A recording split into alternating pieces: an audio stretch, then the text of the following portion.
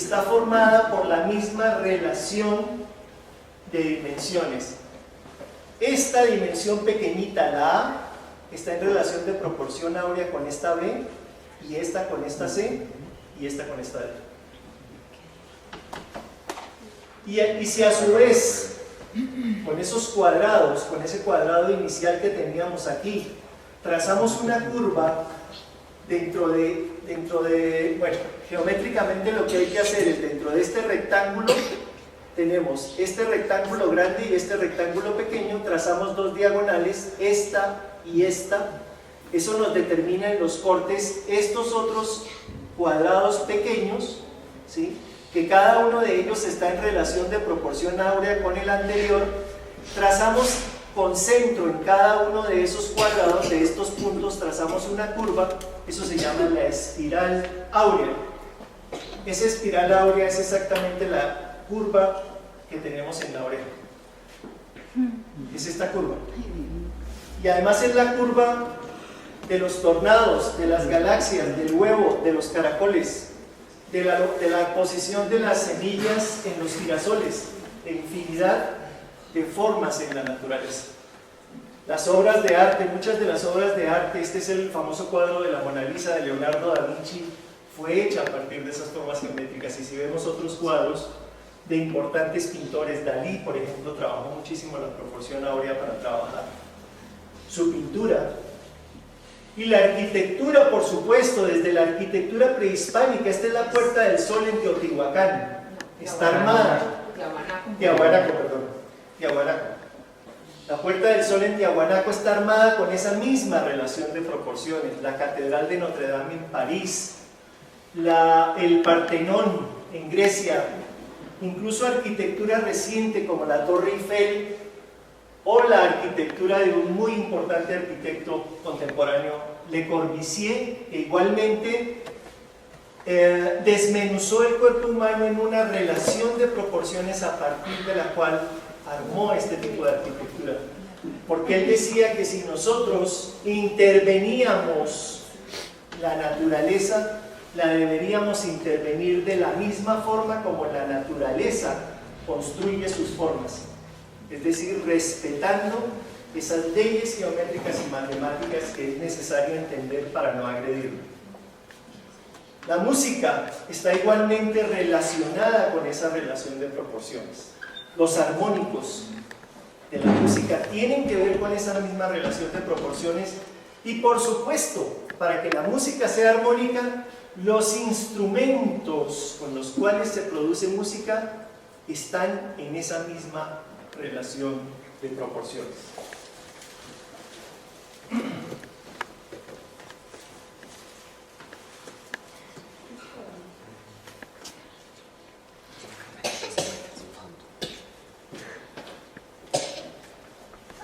Bueno, ahora hablemos de geometría sagrada. Todo esto tiene que ver exactamente con lo mismo, con lugares sagrados. ¿Qué es la geometría sagrada? La geometría sagrada es una aproximación a la forma como el universo se ordena y estructura. Es decir, que estas formas de geometría sagrada son la esencia de las formas de la geometría de la naturaleza. Y arrancamos del punto, los dos puntos, de los dos puntos, la línea, el círculo, los círculos, y vamos llegando a una forma que se llama la flor de la vida. Esas formas geométricas que ustedes vieron sintetizan el desarrollo de la célula. Aquí hay un círculo, es la misma célula, la división de la célula y cómo la célula, ese desarrollo de esa estructura geométrico, es exactamente el mismo que vemos en la evolución de la geometría sagrada, es la misma evolución de la célula. Esto es un agroglifo que igualmente representa esas formas de la geometría sagrada, pero la geometría sagrada no es solamente plana, no es solamente en dos dimensiones que se da la geometría sagrada. La geometría sagrada, ustedes ven aquí termina lo que vimos anteriormente, y a partir de esa misma figura se empiezan a generar los 5 sólidos platónicos y la estrella tetraédrica, rematando en algo que son unas formas hexagonales que tienen que ver con esto, que son los cristales de agua. Los cristales de agua, estudiados por Masaru Emoto, son cristales que se forman cuando el agua se congela, y lo que él demostró es que el agua es capaz de reaccionar ante información y absorber esa información, revelándola a través de la geometría de su estructura molecular. En estas formas armónicas, todas, absolutamente todas, armadas a partir del número 6 de los hexágonos. Entonces dice Masaru Emoto, entender el agua es entender cómo funciona el cosmos, la naturaleza y la vida misma. Masaru Emoto sometió el agua, porque la pregunta de él era ¿por qué hay agua que tiene cristales y por qué hay agua que no los tiene? Entonces el gran aporte que hace él a la ciencia es demostrar que el agua a la cual se le da una información armónica produce este tipo de cristales armónicos. Y esto es formas producidas a través de las frecuencias del solfegio, que son las notas usadas originalmente en los cantos gregorianos. Cada una. Ahora sí, hagámosle lo que haya que hacer.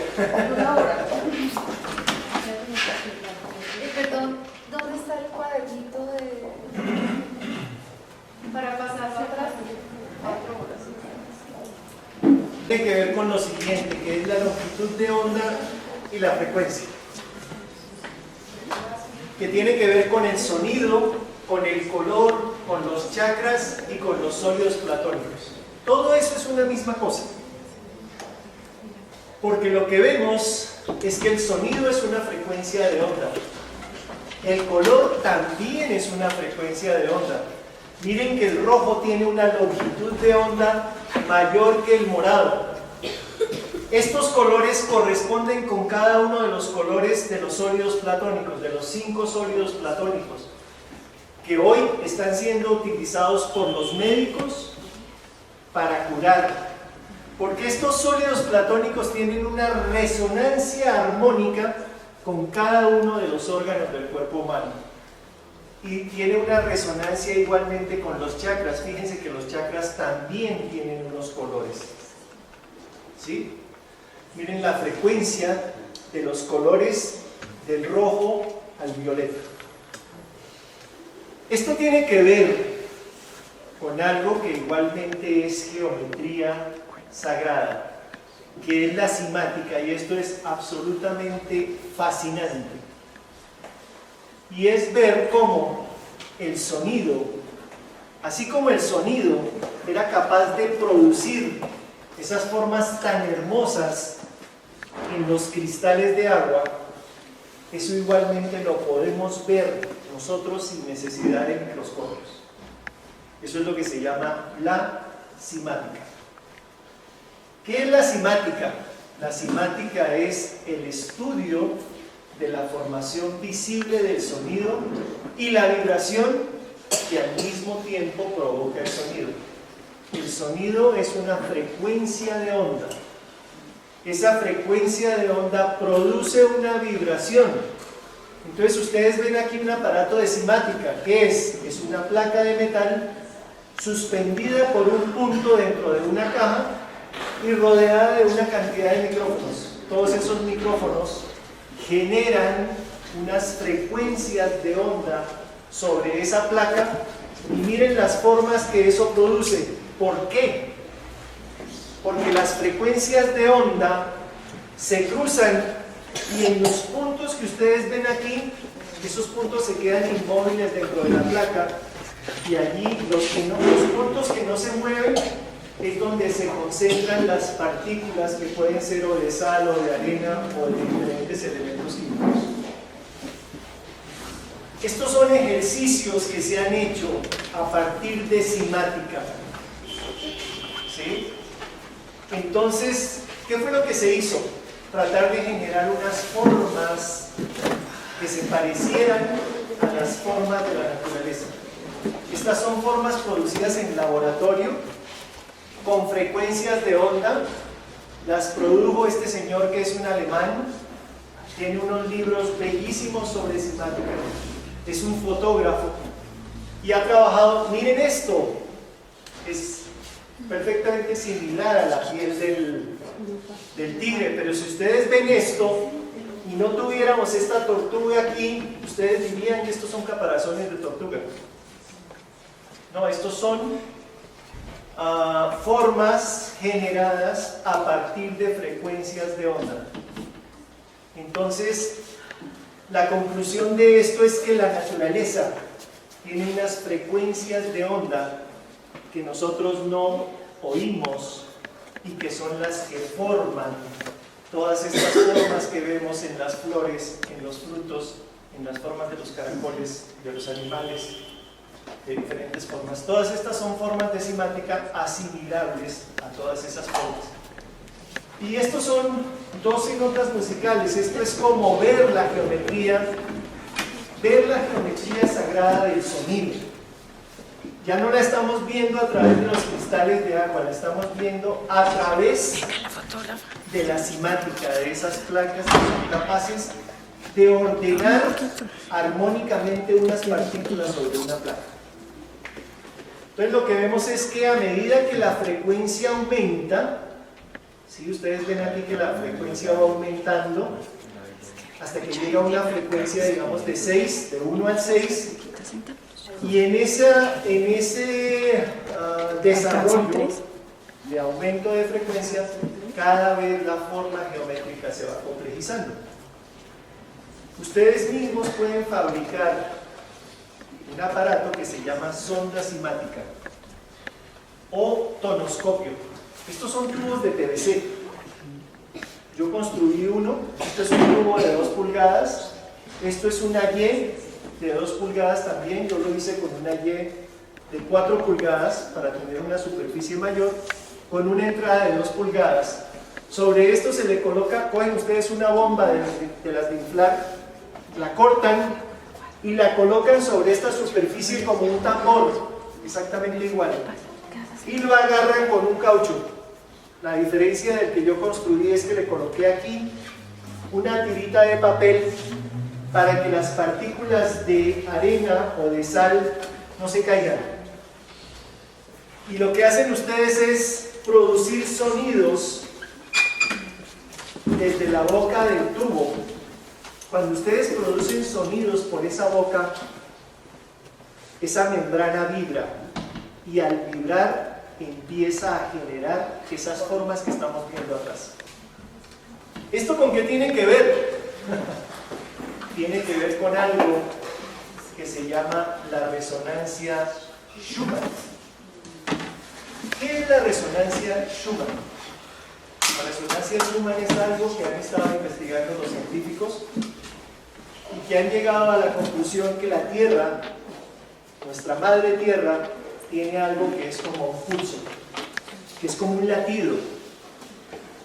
Ese latido desde 1980 está aumentando esa frecuencia. Miren aquí, este dibujo me gusta muchísimo porque aquí esta frecuencia, en 1980 ese campo magnético, esa frecuencia estaba en una frecuencia de 7.58 más o menos.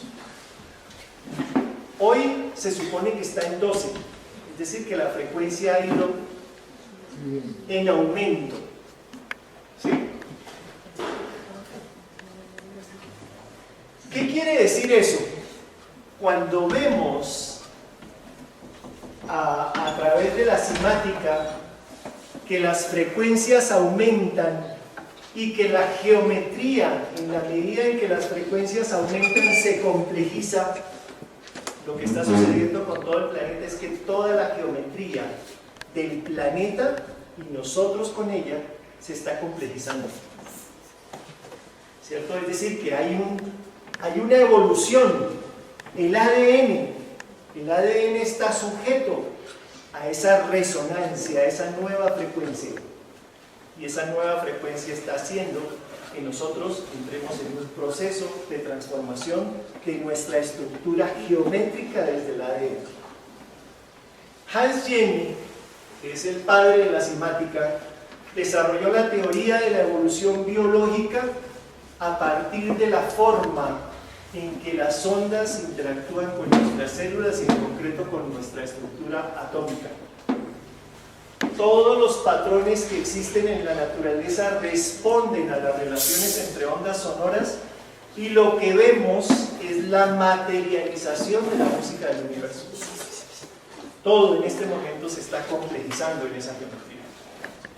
¿Qué pasa cuando esa frecuencia cambia a través, por ejemplo, de los campos magnéticos, de las antenas, de los celulares, de las microondas, de toda una serie de cosas? Pasa eso, porque lo que estamos es transformando esa frecuencia y la estamos transformando a la fuerza. Los animales, los pájaros siguen esos campos magnéticos para sus migraciones. Las ballenas y los delfines, cada vez esto es más frecuente. Y es más frecuente porque nosotros estamos transformando esa frecuencia. Leonardo Boff dice lo siguiente, dice: nuestra madre tierra está buscando formas de recuperar su equilibrio natural y lo conseguirá. Nosotros, los seres humanos, somos tierra que siente, piensa, ama y venera. Y por serlo poseemos la misma naturaleza bioeléctrica y estamos envueltos por las mismas ondas resonantes. Schumann. Si queremos que la Tierra reencuentre su equilibrio, debemos comenzar por nosotros mismos, hacer todo sin estrés, con más serenidad, con más amor, que es una energía esencialmente armonizadora. Para eso, hemos de tener el valor de enfrentarnos a la cultura dominante que nos obliga a ser cada vez más competitivos y eficientes.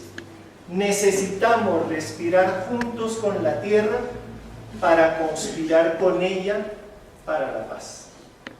Leonardo Boff. La cimática también tiene que ver con estas formas de los acroglifos.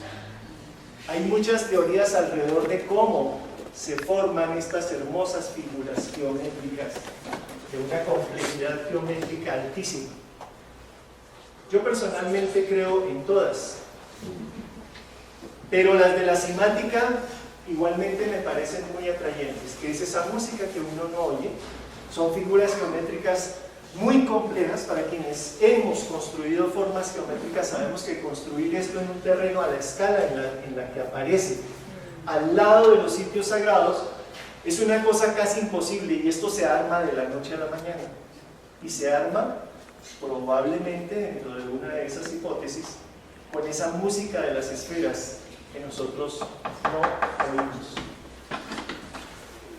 Pero indudablemente todas estas formas geométricas de los geoglifos, como las líneas de Nazca, o como estos agroglifos, los dibujos de los cultivos, indudablemente son geometría armónica de resonancia con los lugares sagrados, además de todo lo que ustedes ya saben. Los sitios sagrados proyectan esa longitud de onda armónica a través de pulsos de energía vibratoria conocidos como ley de oscilación armónica. Ahí es donde todo se une.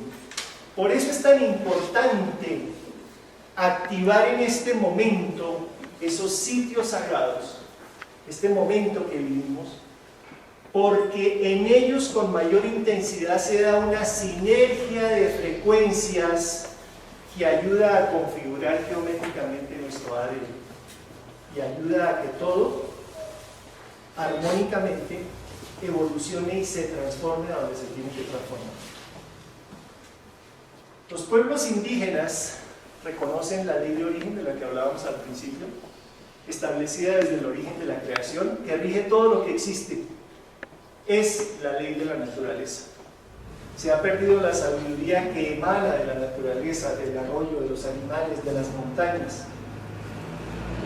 Dice el Mamo Aruabico que hay que volver a pensar en Dios desde la Madre Tierra. Cada elemento de la naturaleza tiene en sí mismo un orden, tiene un sitio y un propósito. Cada elemento de la naturaleza tiene un dueño espiritual, tiene un padre y una madre en ese mundo espiritual. Para que se mantenga el equilibrio en la tierra, se preserve la vida y haya una verdadera armonía entre el hombre y la naturaleza, hay que cumplir esa ley de origen, principio y orden de todos los seres. Se me olvidó mencionar en la diapositiva anterior, ustedes vieron una espiral. Bueno, para los pueblos indígenas, la espiral representa la ley de origen. Y ustedes ven espirales en petroglifos, en pictografías, por todo el mundo. Esto es en Inglaterra, esto es en China, esto es en Nariño, bueno, en todos los sitios, esto es en Nazca, en diferentes sitios. Esas figuras, esa espiral representa esa ley de origen. Está puesta ahí para que nosotros recordemos que eso es una ley que debemos cumplir para mantener el equilibrio natural de la Madre Tierra.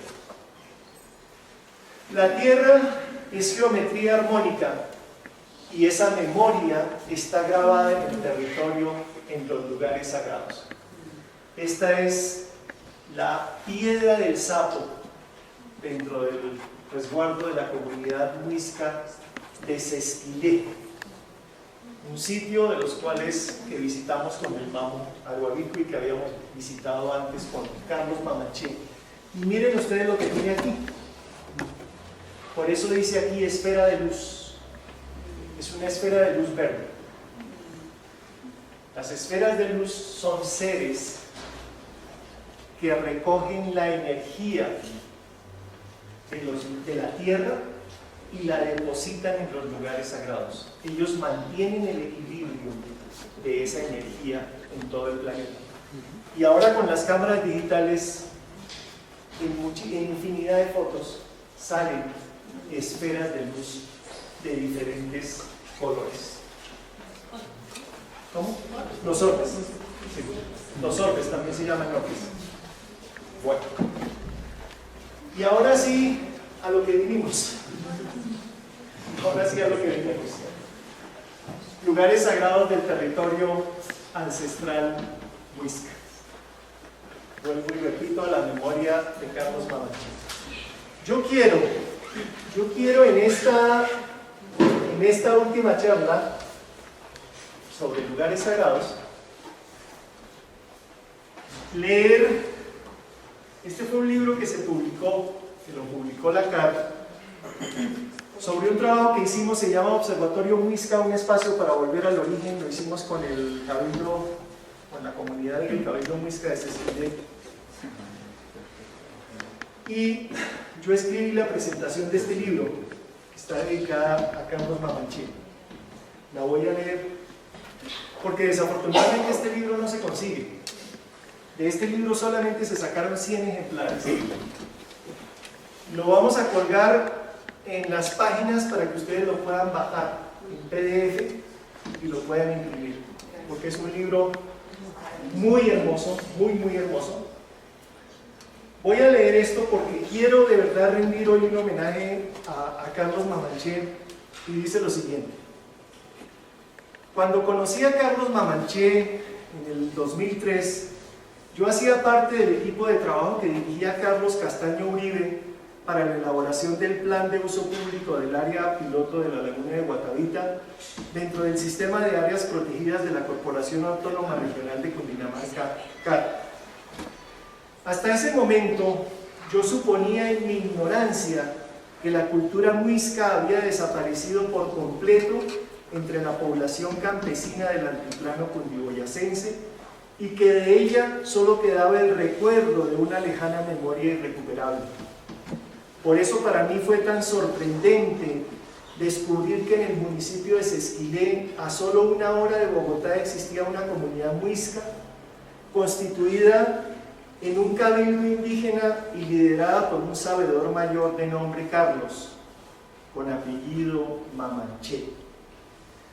Un hombre que, a pesar de parecer tan joven, en su imperturbable serenidad guardaba un gran conocimiento sobre la cultura muisca. A partir de ese momento, la afinidad con él y con sus motivaciones inauguró un periodo de 4 años en los que tuve la oportunidad de compartir innumerables espacios de palabra y ceremonias en lugares sagrados, acompañados por los sabedores mayores de otros pueblos indígenas del Putumayo, la Sierra Nevada de Santa Marta y México, quienes con su presencia y su conocimiento contribuyeron a consolidar el sueño de fortalecer la recuperación de la memoria de sus ancestros, los abuelos muiscas. Carlos Mamanché era un hombre con una gran convicción acerca del camino que debía seguir. Sabía muy bien lo que debía hacer y cómo debía hacerlo. Poco a poco fuimos percibiendo cómo en sus manos esa porción de tierra conocida en Sesquilé como resguardo indígena tomaba forma y cómo cada uno de sus pensamientos se iba materializando junto con el trabajo físico y espiritual de su comunidad en los senderos que permitían recorrer historias míticas sobre animales y plantas, en las orquídeas desconocidas que él plantó para que cada año dejaran ver en sus magníficas flores un esplendor de colores y formas diminutas, en los pequeños espacios que concibió para moldear el barro y el espíritu, o para enseñar la música de los pájaros y el silencio de la naturaleza a los niños y niñas de la comunidad, a sus jóvenes y a sus mujeres, en los espacios para vislumbrar y transmitir los mensajes ocultos de la lengua muisca o interpretar y entender la maravillosa complejidad geométrica del territorio ancestral, en su palabra de abuelo, contando las historias a los niños en las mañanas de todos los sábados, con la certeza de la permanencia absoluta de la memoria ancestral en la sabiduría del territorio y el respeto inmediato que inspiraba su presencia, en el conocimiento de la medicina tradicional y en el manejo de ceremonias de culturas indígenas hermanas del pensamiento muisca, en los rincones donde la madre del agua ha brotado de nuevo y la magia de la chagra renace cada año desde los rituales previos a la siembra de las semillas nativas y el respeto por los tiempos de cosecha y descanso de la madre tierra, en el uso cotidiano del maíz, la quinoa y el amaranto, en infinidad de delicias comestibles, en los espacios de la memoria sin tiempo que dejan sentir la fuerza y la sabiduría de los sitios sagrados vedada para los extraños, en el estremecedor latido sutil y pausado de la piedra del sapo, en los espejos de agua de las lagunas del mapa de la montaña que conversan con la noche de verano los laberintos de las estrellas en leyendas como la de Guanabita, que en su palabra recuperan la altura del vuelo del cóndor y el sentido profundo del mito desconocido, en los sitios desde donde es posible la observación del transcurrir del camino del Padre Sol y de las coincidencias con la Madre Luna, en la importancia de continuar cuidando y respetando el territorio con todos sus símbolos y significados dejados por los ancestros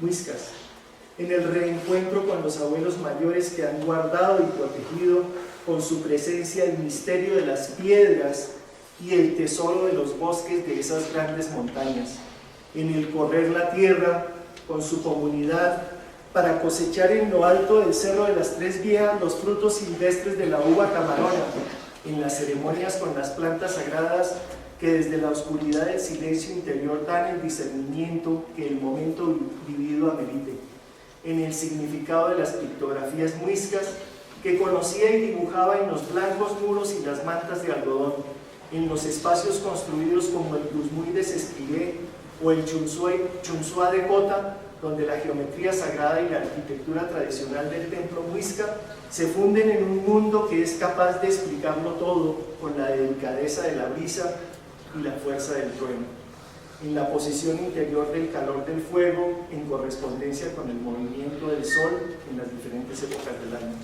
el tiempo sin tiempo.